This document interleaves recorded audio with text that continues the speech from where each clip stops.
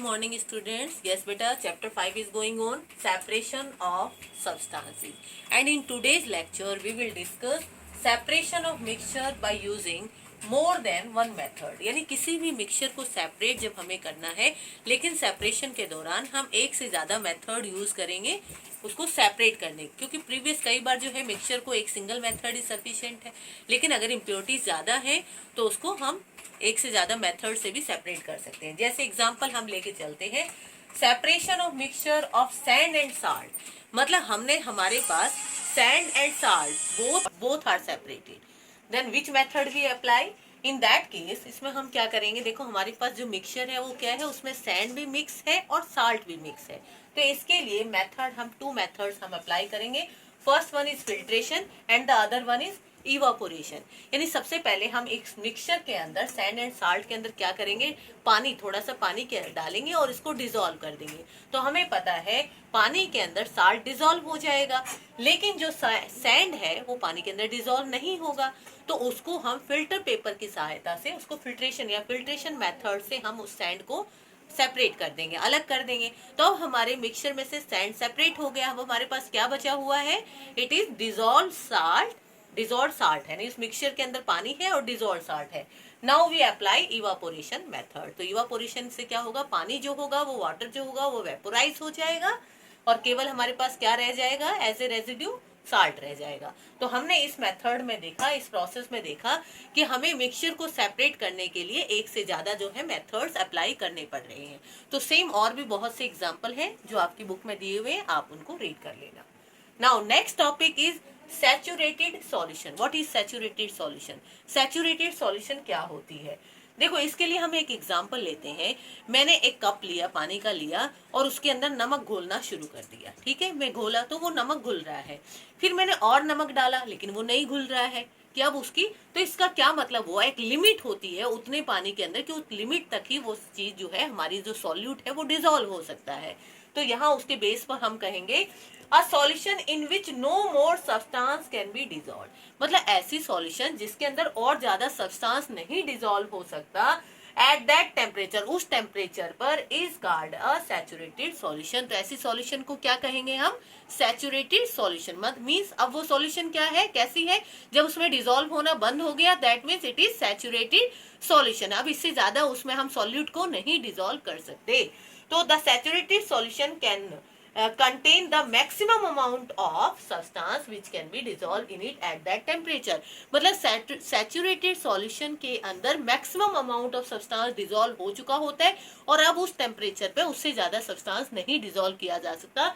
तो उस सब्सटेंस, उस सॉल्यूशन को हम कहेंगे सैचुरेटेड सॉल्यूशन। ओके, जैसे हम एग्जाम्पल लेते हैं, हमने यहाँ पर एग्जाम्पल लिया कि मान लो कि मैंने पानी लिया, 100 ग्राम ऑफ वाटर लिया मैंने, और उसके अंदर हमने 36 ग्राम ऑफ साल्ट डिसॉल्व किया इन 100 ग्राम ऑफ वाटर। यानी पानी हमारा कितना है, 100 ग्राम हमारा वाटर है और उसमें हमने 36 ग्राम ऑफ साल्ट डिसॉल्व किया और टेम्परेचर कितना है, 26 डिग्री सेल्सियस। तो उसके बाद उसके बाद और अगर हम ऐड करते हैं, if we add more than 36 gram of salt to 100 gram of water at 20 degree Celsius, then the excess salt will remain undissolved in water।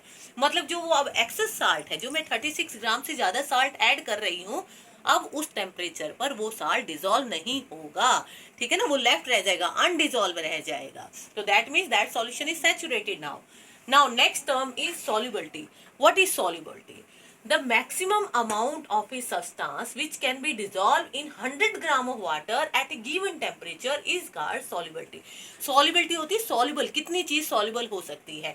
तो जो मैक्सिमम अमाउंट है कोई भी सब्सटेंस, कितने ग्राम में, अगर हम 100 ग्राम पानी लेते हैं और उसके अंदर जो हम चीज सॉल्यूट डिसॉल्व कर रहे हैं उस गिवन टेम्परेचर पर, तो जितना ज्यादा से ज्यादा जितना सब्सटेंस डिसॉल्व हो सकता है वो उसकी solubility हो गई उस सब्सटेंस की। अगेन देखो, the maximum amount of a substance which can be dissolved in 100 gram of water। पानी की क्वांटिटी कितनी, 100 ग्राम, एट ए गिवन टेम्परेचर, जो भी आपका गिवन टेम्परेचर है उसके ऊपर 100 ग्राम पानी में जितना चीज डिजोल्व हो सकता है उसी को उसकी सॉल्युबिलिटी कहते हैं। तो सॉल्युबिलिटी जो होती है, जैसे हमने अभी जस्ट एग्जांपल डिस्कस किया था कि हमने 100 ग्राम वाटर लिया और 36 ग्राम जो है साल्ट लिया, उसको डिजोल्व किया, टेम्परेचर कितना था 20 डिग्री सेल्सियस, तो दैट इज द सॉल्युबिलिटी। वो 20 डिग्री सेल्सियस क्या है, उसकी सॉल्युबिलिटी है कि उससे ज्यादा पानी उस टेम्परेचर पर नहीं डिजोल्व हो सकता।